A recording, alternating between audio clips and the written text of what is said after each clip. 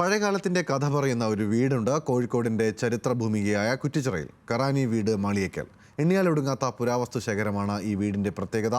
30 വർഷം മുൻപ് കറാനി വീട്ടിലെ അബ്ദുൽ ജബ്ബാർ തുടങ്ങിയ പുരാവസ്തു ശേഖരം ഈ വീടിനെ ഒരു മ്യൂസിയത്തിന് സമാനമാക്കി മാറ്റിയിട്ടുണ്ട്. ഈ റിപ്പോർട്ടോടുകൂടി ഉദയമലയാളം പൂർണ്ണമാവുകയാണ്. നമസ്കാരം.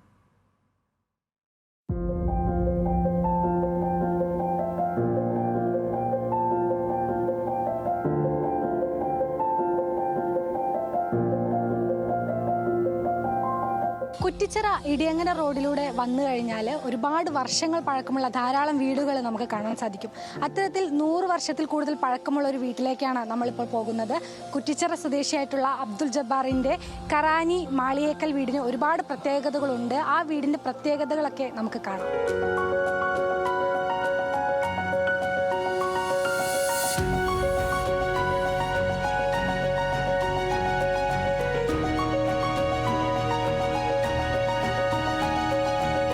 വീട്ടിനകത്ത് കയറിയാൽ ആരുമൊന്ന് അത്ഭുതപ്പെടും.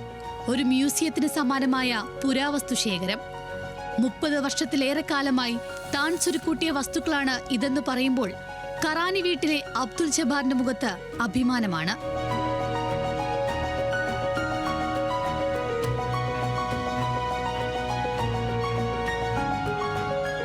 സാധനം ഉണ്ടെന്ന് വെച്ചാൽ എനിക്ക് തന്നെ പറയാൻ കഴിയില്ല.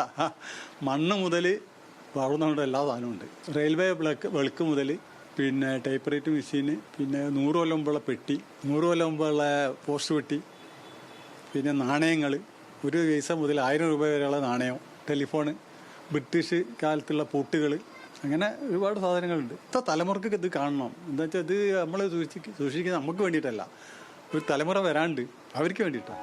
നൂറ്റാണ്ട് പഴക്കമുള്ള വീടിന്റെ ചുമരും അകത്തളങ്ങളും അലങ്കരിക്കുന്നത് കടൽ കടന്നെത്തിയ വസ്തുക്കളാണ്.